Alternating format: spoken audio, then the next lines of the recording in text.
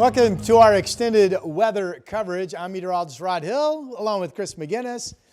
This is the Astoria column camera. Chris and I were watching this morning. That is so cool. And we thought, hey, we have snow.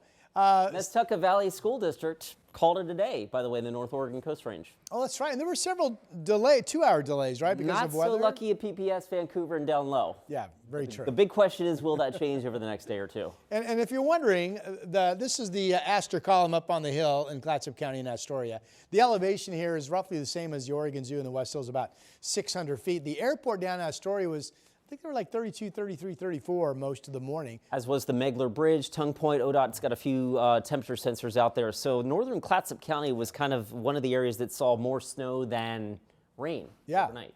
And am I correct? I want to say this is the first really kind of low snow level situation we've had this winter, isn't it? We've had some snow in the Coast Range this winter, but I don't think we've seen it where we're getting snow down to 500 So I'll show you a photo feet. coming up in just a little bit. We've had snow as low as 300 feet out in Benton County near... This morning? Yeah, Highway 18 in the Willamina area. Actually, Willamina was on a 2-hour delay because of snow. So all right. I will let you take it away. That's cool. Yeah, stay here with me for a second, Chris, Okay. and then we'll let you take away. So I did some checking. If you go back before last weekend, Timberline had 38 inches on the ground. They now have a base of 55. So they've actually, and there's probably been more than fall than 17 inches, but the base for skiing and boarding has gone up 17 inches since last Friday. So that's great news, right? And everybody that hasn't had a chance to ski, probably take the rest of the week off and do it, because we'll see what happens the rest of the winter. And it's one of the coldest, Chris is going to join us in a second. It's one of the coldest temperatures that we've seen up on Mount Hood this winter season, at least when I've been working. 17 degrees is the number up there. So we do have the ongoing winter weather advisory from our friends at the National Weather Service up today, up tomorrow, up Thursday, then expiring Thursday night. And this is for, we know in the Coast Range, we've had snow sticking near 500 feet, pretty wide coverage.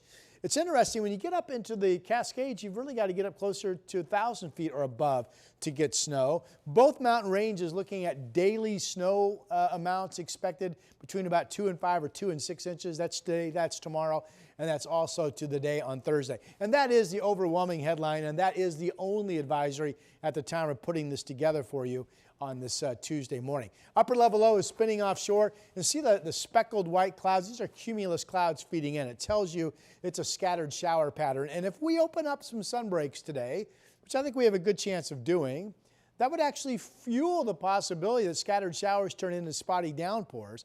So we're going to be watching that. And because the air is so cold aloft, maybe some hail, maybe even a mix of some grop with little ice pellets coming down as well.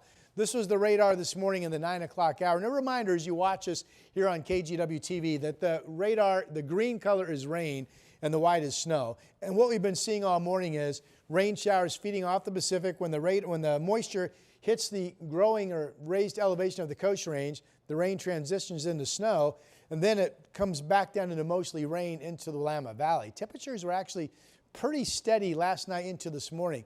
In fact, now these are not the official lows. In some cases, they may be adjusted downward by a degree, but this is showing PDX never got below 38. You know what?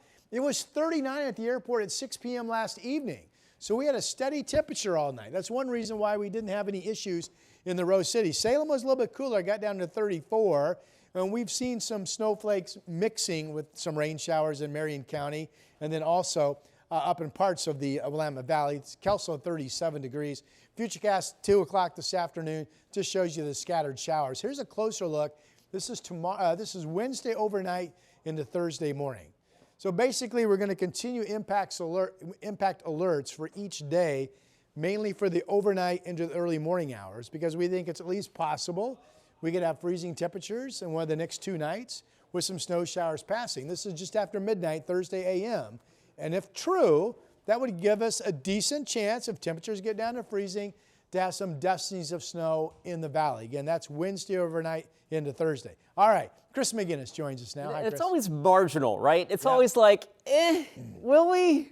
Won't we? And then the times we don't talk about it, of course, that's when we get it widespread, and now we're like, oh boy, we got problems. So I know most folks know this, Rod. You know this, of course, I know this. How we get rain, snow, mixes, etc. Here's a little snapshot of what the atmosphere looks like above us. Most precipitation in the cold season starts off as snow, and I'll step out of the way here. If it's 32 degrees from the bottom of the cloud all the way down to the ground, it's snow. But varying layers of warmth in the atmosphere can change snow to liquid rain. If that warm layer is thick enough, we can be talking about raindrops, right? And then as that warm layer gets thinner and thinner, we get different forms of precipitation, freezing rain, sleet. Luckily, this go around, we're not concerned with that type of stuff, but elevation does play a key, right? And some of the higher terrain around the area, you might want to know this as well. West Burnside, that's a busy road up through the West Hills, gets up to almost 1,000 feet. Highway 26, one of our busiest local freeways, gets up to 750 feet. Now, we did see snowflakes there this morning.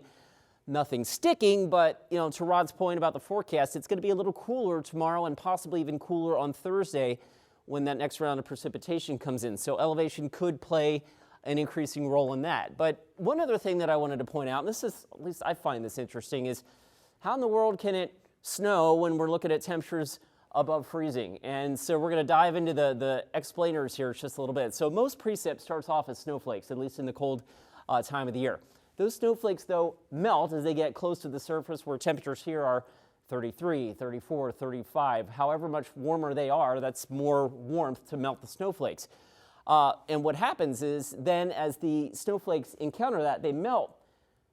And then some of those melting snowflakes actually evaporate, which, stand by, leads to cooling.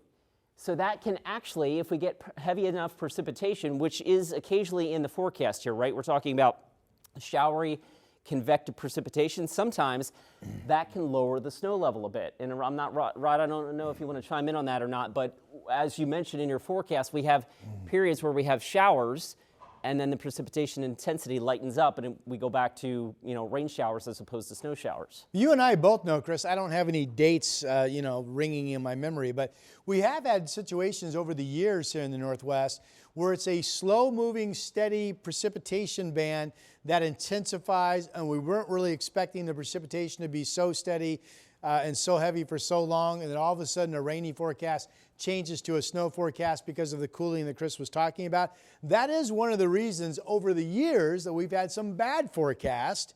Now, we don't think we'll ever have another bad forecast moving forward. Of course not. Not as long as you're sitting in the forecast chair, Rod. Let me get to one more graphic here, something kind of adding on that, the wet bulb effect. So if you get a temperature and a dew point differential like so, and I don't think the temperatures will be this warm. Our temperatures tomorrow morning actually may be on the order of about 32, 33. The dew point might be a little higher, around maybe 30, 31. But the point is that differential allows for that cooling to take place. So as we get heavier precipitation, we can cool the atmosphere enough to allow the snowflakes to make it all the way down to the surface, even if the surface never gets to freezing.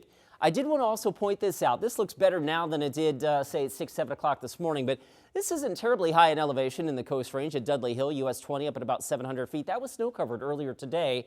Let me show you can I show you Highway 22? Yeah, this is out near Valley Junction. This was snow covered at 300 feet earlier this morning near Willamina. So obviously, the little nuances here and a little extra precipitation rate here and there can be just enough to give us those patchy to scattered areas of snow coverage, which is why we are sitting here like, well, we're not 100% sure, but we want to give you that information that, hey, you know, it is at least in the realm of possibility, and so that's what we're doing here. And I think it's important, Chris, and thank you for showing us all those regional cameras, especially up in the Coast Range areas. It's important to note that when we are, to use your word, Chris, marginal, meaning we're either going to be just warm enough that it's just rain, we don't have any issues, or we're going to get just cold enough that we start to see issues. That we don't forecast specifically just for like Pioneer Courthouse Square in Portland. We're looking at the entire region. Yeah. So when we start to make a big deal out of low snow levels and the ongoing threat for some winter weather, we're talking with people that may be traveling across our region. And you can see even this morning, while Portland didn't have any problems, neither did Vancouver, neither did Salem, it's clear that the snow levels are close to being where they would need to be for us to have problems because of what you've been showing us, the snowy areas that we have seen. That's Chris McGinnis. Thank you very much. Our 7-day forecast will close with this. We're in a scattered shower pattern, 45 degrees this afternoon, no issues. We have the KGW Weather Impact Alert up the next 2 days. This is mainly because as forecasters, we will once again be watching the potential for freezing temperatures and snow showers in the valley overnight into early morning, and we'll do it again overnight into Thursday morning. Now, if Futurecast is correct, it would be that batch Wednesday overnight into Thursday morning that might prove to be our best chance to at least get some scattered dustings of snow in the valley. Some of the models actually show a little developing low into Thursday morning. that might produce more. Come on in, Chris. That might produce more moisture than what we're thinking. But Thursday morning could be interesting. And after that, I think we're all done. Some of your modeling also showed a little bit of maybe just a tiny bit of an east wind on Thursday morning. Yes, there's there's kind of a developing upper low in the upper trough that's dropping down offshore, straight down from the north, and a little surface low developing with that. So we'll see what we end up with. And you mentioned Chris is going to be taking over the forecast duties for the rest of the day because I'm old and tired.